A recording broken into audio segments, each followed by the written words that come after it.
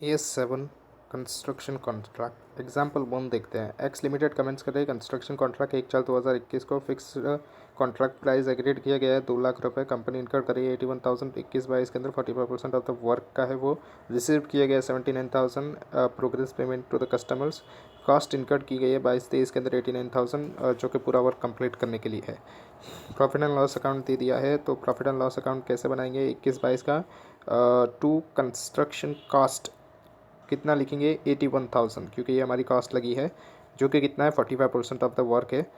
तो हमको रेवेन्यू भी कितना रिकॉर्ड करना पड़ेगा जितनी की हमारी कॉस्ट लगी है। तो 2 लाख का 45% करेंगे। 2 लाख क्या है तो कॉन्ट्रैक्ट प्राइस है, तो by contract price credit side में लिखेंगे 21/22 के अंदर 2 लाख का 45% करेंगे तो 90 आ जाएगा, और 90 में से फिर 81 माइनस करेंगे तो नेट प्रॉफिट आ जाएगा 9।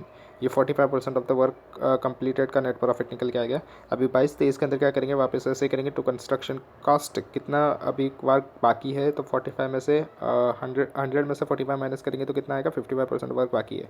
तो 55 के लिए हमने कितना लगाया तो 89,000 की कॉस्ट लगाई, तो 89,000 की कॉस्ट 55% के लिए लगाई। तो हमारा रेवेन्यू कितना रिकॉर्ड करेंगे by contract price 55% of 2 lakh रुपए। 2 लाख का 55 करेंगे तो 110 आएगा। 110 में से 89 माइनस करेंगे तो नेट प्रॉफिट आ जाएगा 21।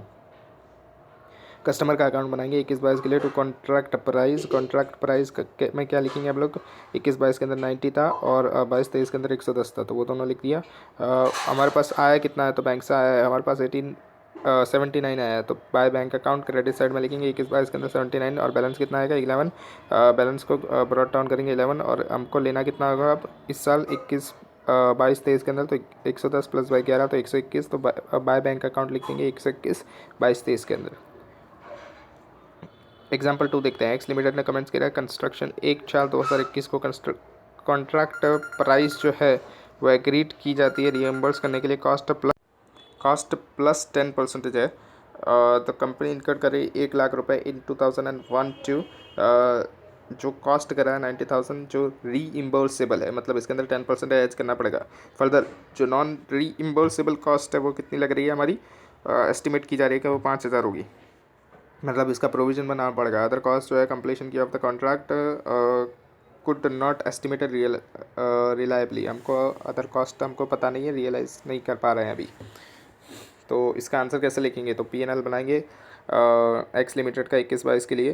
तो टू कंस्ट्रक्शन कॉस्ट कितनी आएगी 100, 1 लाख है उसको 100 लिखेंगे, ऊपर 000 लिख देंगे। जो भी फिगर आएगी वो 000 के अंदर होगी, तो 100 लिखेंगे टू कंस्ट्रक्शन कॉस्ट।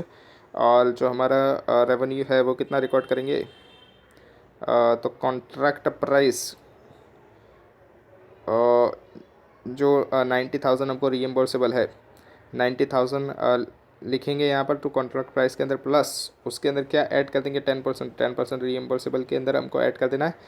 क्या फाइंड करने के लिए कॉन्ट्रैक्ट प्राइस जो एग्रीड की गई है उसको फाइंड करने के लिए हमको क्या करना पड़ेगा, जो रीइम्बर्सेबल होगा उसके अंदर 10% जोड़ देना पड़ेगा। तो 90 के अंदर 10% जोड़ेंगे तो कितना आएगा 9,000 आएगा, मतलब तो 90,000 प्लस 9,000 तो 99,000 ये हो गया। 100 मतलब 1 लाख में से 1 लाख के जो हमारी कॉस्ट लग रही है उसके अंदर हमारा कॉन्ट्रैक्ट प्राइस कितना है 99,000 का है। अभी जो 5,000 का लॉस हमने एस्टिमेट किया गया है उसके लिए हम प्रोविज़न बना लेंगे। तो प्रोविज़न फॉर द लॉस 5,000 का, तो 100 प्लस 5 माइनस 99 करेंगे तो कितना आएगा 6,000 का हमारा नेट लॉस आ जाएगा। एग्जाम्पल 3 देखते हैं। शो करना है प्रॉफिट एंड लॉस अकाउंट जो एक्सट्रैक्ट दिया गया है इन द बुक्स।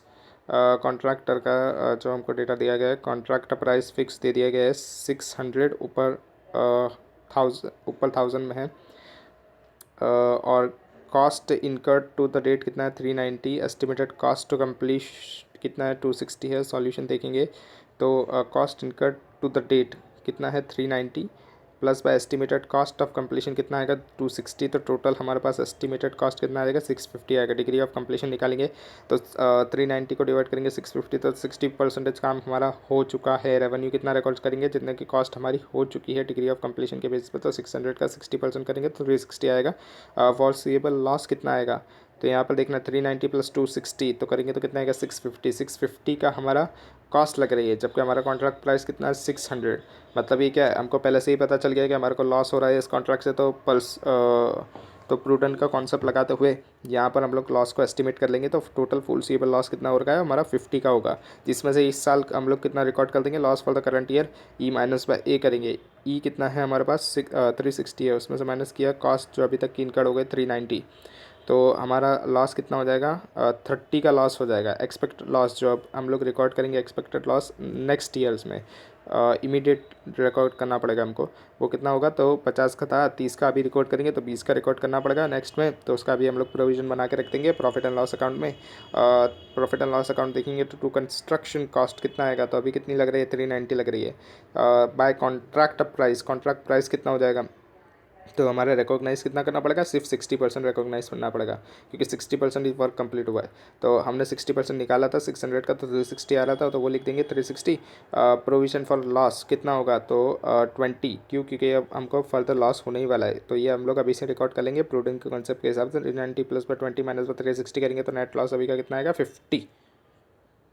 एग्जाम्पल 4 देखते हैं। XYZ कंस्ट्रक्शन लिमिटेड है, जो कंस्ट्रक्शन कंपनी है, अंडरटेक करे construction of an industrial complex.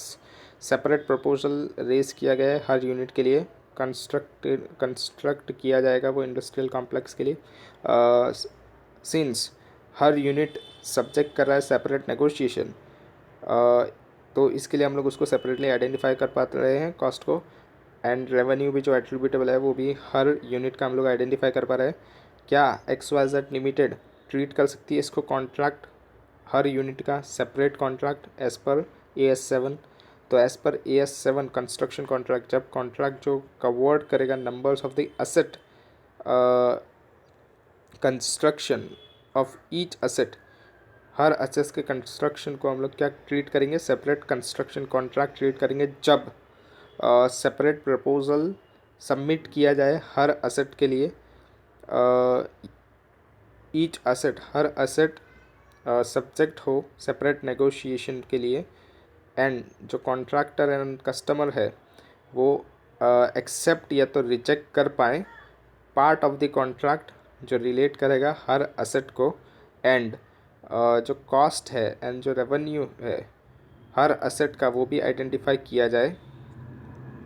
Therefore इसलिए XYZ लिमिटेड को रिक्वायर्ड है कि वो ट्रीट करेगा कंस्ट्रक्शन ऑफ ईच यूनिट एक separate construction contract.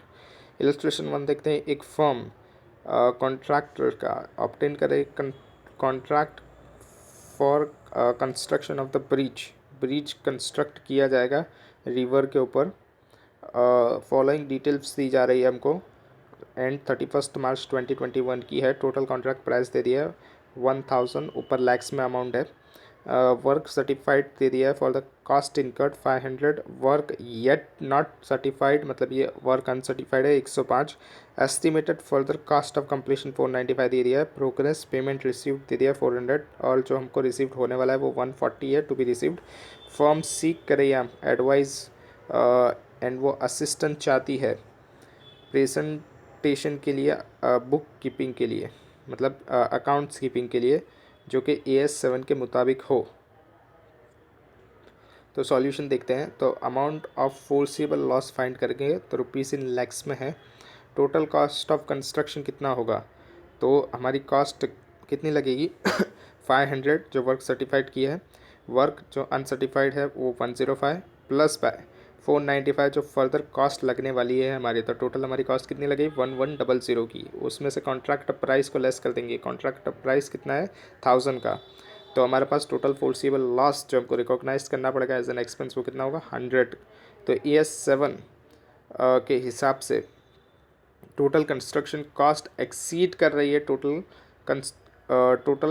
Contract cost exceed कर रही है टोटल कॉन्ट्रैक्ट रेवेन्यू से, तो एक्सपेक्टेड लॉस को रिकॉग्नाइज करना पड़ेगा एक्सपेंस इमीडिएटली, मतलब तुरंत ही उसको हमको रिकॉग्नाइज करना पड़ेगा, उसका प्रोविज़न जैसा बनाना पड़ेगा। तो कॉन्ट्रैक्ट वर्क इन प्रोग्रेस मतलब जो इनकर्ड किया गया है टिल द डेट वो कितना है 605 है।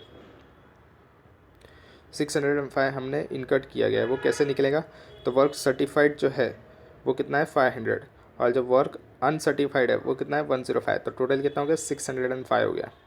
अभी ये 605 टोटल हमारा अभी तक का वर्क हो चुका है, तो हम इसको परसेंटेज में निकालेंगे तो कितना आएगा 605 डिवाइडेड बाय हमारा टोटल कॉस्ट कितना इनकर हो रहा है 1100 का इनकर हो रहा है, मल्टीप्लाई बाय 100 करेंगे तो 55% of the total cost of construction हमारा अभी तक वर्क हो चुका है।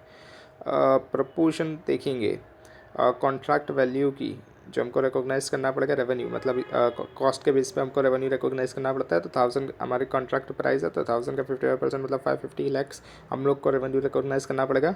अमाउंट जो ड्यू है कस्टमर से, या तो अमाउंट जो कस्टमर को देनी पड़ेगी फ्रॉम या तो टू कस्टमर, यानी उससे लेनी या तो देनी पड़ेगी, वो हम फाइंड आउट करेंगे। तो कॉन्ट्रैक्ट कॉस्ट के अंदर रिकॉग्नाइज्ड प्रॉफिट में रिकॉर्ड करेंगे और उसमें से माइनस कर देंगे रिकॉग्नाइज्ड लॉसेस अगर कोई है तो, और फिर उन सब में से माइनस कर देंगे प्रोग्रेस पेमेंट जो रिसीव्ड किया गया है, प्लस बाय जो प्रोग्रेस पेमेंट रिसीवेबल है, मतलब रिसीव्ड किया जाना है। तो कॉन्ट्रैक्ट कॉस्ट कितनी लग रही है 605, अभी हमने ऊपर फाइंड किया वर्क सर्टिफाइड वर्क अनसर्टिफाइड की, प्लस बाय रिकॉग्नाइज प्रॉफिट। कोई प्रॉफिट हो रहा है? नहीं, प्रॉफिट नहीं हो रहा है। कोई लॉस हो रहा है? जी हाँ, लॉस हो रहा है 100 का, तो उसको माइनस कर देंगे। माइनस करेंगे क्या, तो प्रोग्रेस पेमेंट जो रिसीव्ड किया गया है वो कितना है, तो 400 रुपीज़, और टू बी रिसीव्ड कितना है, तो 140 है, तो दोनों को ऐड कर देंगे। तो 605 में से 100 माइनस करेंगे, 505 माइनस करेंगे 540, तो कितना आएगा हमारे पास 35 लैक्स। 35 लैक्स क्या है, amount due to the customer. जो अमाउंट 35 लैक्स है उसको हम लोग को शोन करना पड़ेगा बैलेंस शीट के अंदर एज अ लायबिलिटी। क्यों? क्योंकि हमको पे करनी, वापस देनी पड़ेगी कस्टमर को। तो जो रिलेवेंट डिस्क्लोजर है वो कैसे दिखेगा AS7 के अंदर, ऐसे दिखेगा। जो कॉन्ट्रैक्ट रेवेन्यू है वो हम कितना रिकॉर्ड करेंगे 550 का, जो कॉन्ट्रैक्ट एक्सपेंस है वो 605 का, जो recognise profit less recognise loss है वो कितना है 100 का, प्रोग्रेस बिल कितना आएगा 400 प्लस 140 540 का आएगा। रिटेंशन मतलब जो बिल रिसीव्ड नहीं हुआ है कॉन्ट्रैक्टी के पास से वो कितना है 140 का। तो ग्रॉस अमाउंट ड्यू कितना होगा कस्टमर को 35। इलस्ट्रेशन 2 देखते हैं। On 1 December 2021 Vishwakarma construction company limited जो है वो अंडरटुक कर रही है कॉन्ट्रैक्ट को, जो कंस्ट्रक्ट करेगी बिल्डिंग 85 लैक्स की। 31 मार्च 2022 को कंपनी ने को पता चल गया कि उसने स्पेंड कर दिया 64,99,000 कंस्ट्रक्शन के ऊपर। प्रूडेंट के एस्टिमेशन के हिसाब से जो एडिशनल कॉस्ट अभी और लगने वाली है वो कितनी है 32,01,000 की। तो हम लोग कैसे रिकॉग्नाइज करेंगे statement of profit and loss account में अमाउंट को, जो एंड हो रहा है 31 मार्च 2022 को हमको प्रोविज़न लगाना है AS7 रिवाइज के हिसाब से। तो cost incurred till the date कितना है 31 मार्च 2022 तक 64,99,000। प्रूडेंट के हिसाब से एस्टिमेटेड एडिशनल कॉस्ट कितनी लग रही है 32,01,000। तो टोटल हमारी कॉस्ट कितनी हो रही है कंस्ट्रक्शन की 97 लाख। उसमें से लेस करेंगे कॉन्ट्रैक्ट प्राइस कितना है हमको 85 लैक्स, मतलब फोर्सिबल लॉस कितना होगा हमको 12 लाख का। तो अकॉर्डिंग टू AS7 के हिसाब से जो 12 लाख है उसको हमको रिकॉग्नाइज करना पड़ेगा एज एन एक्सपेंस। तो कॉन्ट्रैक्ट वर्क इन प्रोग्रेस कितना है 64,99,000, उसको डिवाइड किससे करेंगे 97 लाख से, मल्टीप्लाई 100 से करेंगे, मतलब 67% काम अभी हमारा हो चुका है। तो proportion of the total contract value कितनी निकालेंगे हम लोग रिकॉग्नाइज करेंगे एज ए टर्नओवर। तो 85 लाख का जो हमारा कॉन्ट्रैक्ट का प्राइस है, कॉस्ट 85 लाख का हमारा कॉन्ट्रैक्ट प्राइस है, उसका कितना 67% हम लोग रिकॉग्नाइज कर देंगे। मतलब वो कितना रिकॉग्नाइज होगा 85 लाख का 67% 56,95,000।